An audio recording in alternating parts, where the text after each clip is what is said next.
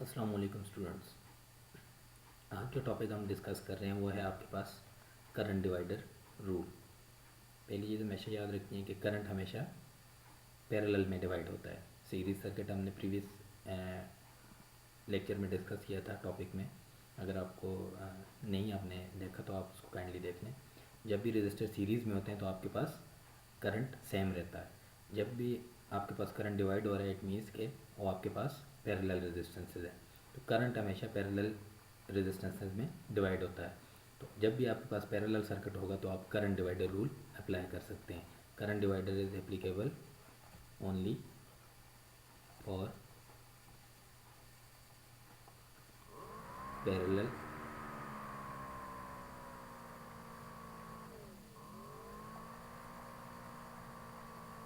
Combination of resistors. ठीक है। Voltage divider rule आपके पास सीरीज़ में अप्लाई होता है और current divider rule only parallel circuits में अप्लाई होता है, राइट। तो आपके पास R1 एंड R2 दो रेजिस्टर्स हैं। पैरेलल की डिफिनीशन हमने पढ़ी हुई थी, मैं रिपीट कर देता हूँ कि आपके पास जब भी स्टार्टिंग पॉइंट सेम हो, R1 और R2 का स्टार्टिंग पॉइंट आप देखें, स्टार्टिंग नोड सेम है, एंड R1 एंड R2 का एंड नोड भी सेम है।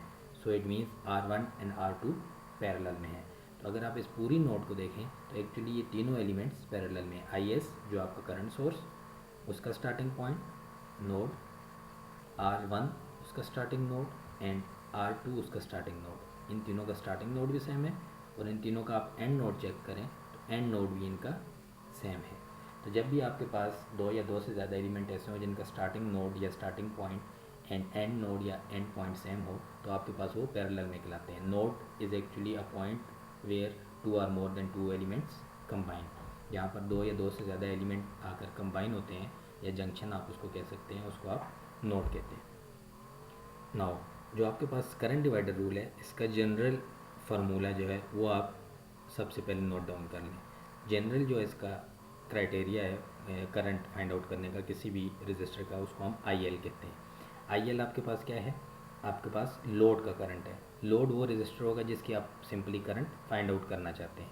सो IL will be equal to IS supplied current या टोटल करंट, जो भी उस कम्बिनेशन को, पैरेलल कम्बिनेशन को मिल रहा है, मल्टीप्लाई बाय RP। RP क्या है आपके पास? वो रजिस्टर जो आपके लोड के पैरेलल में मौजूद होगा, डिवाइडेड बाय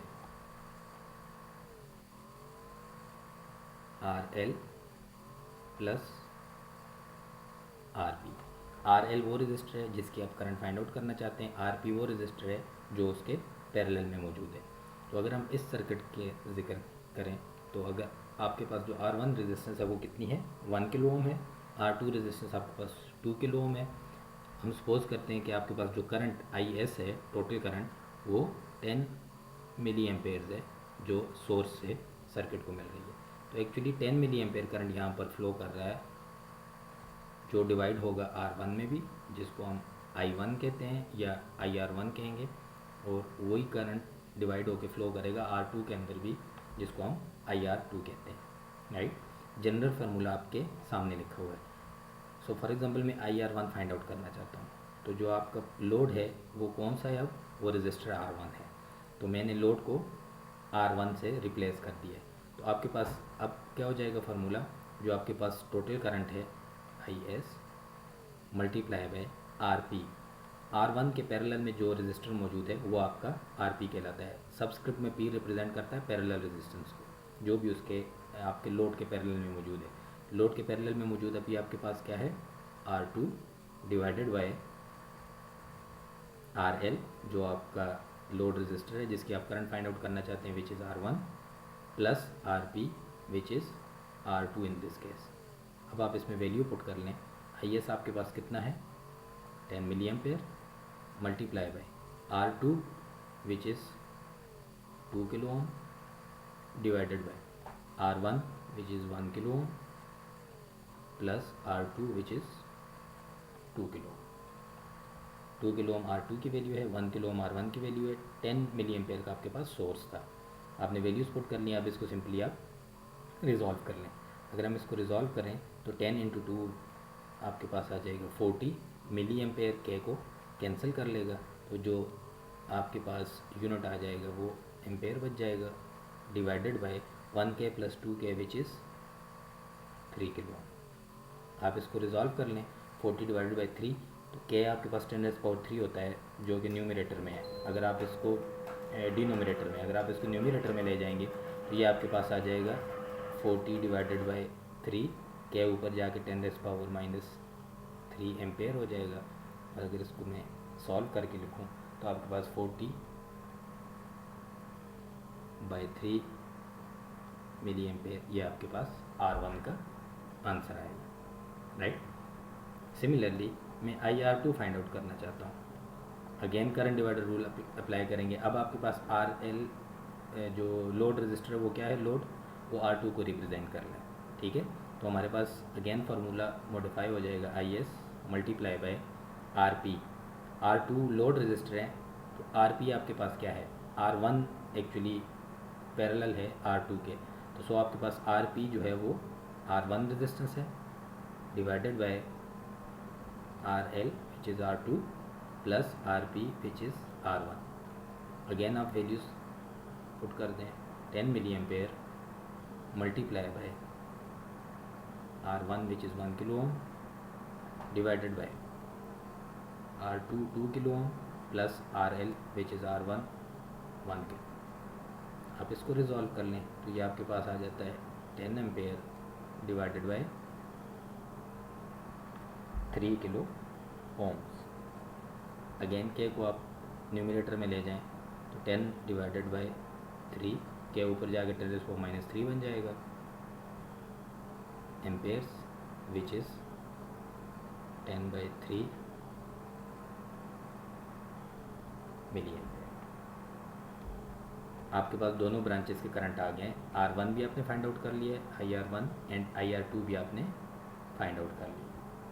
नाउ अगेन एक छोटी सी टिप आपको देना चाहता हूँ कि जो आपके पास करंट्स आए हैं, अगर आपकी कैलकुलेशंस ठीक हैं तो ये करंट्स हमेशा सप्लाइड करंट के बराबर होंगे। जितनी भी आपका करंट सर्किट को सप्लाई हो रहा है वही करंट पैरेलल कम्बिनेशन के अंदर डिवाइड हो रहा होगा। तो आपके पास जो सप्लाइड करंट है it should be equal to sum of all the parallel combination of the currents. जो भी आपके पैरेलल कम्बिनेशन के अंदर करंट डिवाइड हुए हैं, अगर आप उनको सम अप कर दें तो वो टोटल करंट के इक्वल होने चाहिए। तो सपोज़ हमारे पास जो टोटल करंट है, आपका जो गिवन क्वेश्चन है, इस क्वेश्चन में जो टोटल करंट है वो आपके पास IS है which is equal to, which should be equal to IR1 plus IR2। हम इसमें वैल्यूज़ पुट करके देखते हैं। IS हमारे पास कितना था, टोटल जो करंट है वो 10 मिली एम्पेयर है, it should be equal to IR1 कितना है आपके पास, 10 divided by 3 milli ampere plus IR2 आपके पास कितना है, 40 डिवाइडेड बाई 3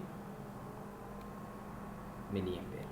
अगर आप इसको रिजॉल्व कर लें तो जो आपके पास 10 डिवाइडेड बाई 3 है, फर्स्ट जो आपके पास बनता है वो 3.33 milli ampere plus 40 divide by 3 को आप रिजॉल्व कर लें तो ये आपके पास बनता है 6.66 milli ampere which is equal to 10 milli ampere.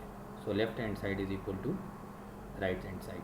10 milli ampere आपके पास पैरेलल कम्बिनेशन का इनपुट करंट था, और जो पैरेलल कम्बिनेशन में डिवाइड हुआ है वो भी ऐड कर लें आप तो 10 के बराबर होना चाहिए। So in our case 10 milli ampere is equal to 10 milli ampere, right. I hope current divider rule मैंने कन्फ्यूजन आपकी और क्यूरीज क्लियर कर दी होंगी। Still if you have any question, अगर आपको कोई क्वेश्चन है या कन्फ्यूजन है तो आप मुझे कमेंट में लाजमी कमेंट कीजिए, मैं आपके कमेंट का इंशाल्लाह रिप्लाई करूँगा और आपका कन्फ्यूजन और जो आपकी क्यूरी है उसको रिजॉल्व करूँगा। अगर आपको वीडियो अच्छी लगी हो तो आप ज़रूर मेरे चैनल को शेयर कीजिए, लाइक कीजिए एंड सब्सक्राइब कीजिए। Thank you very much.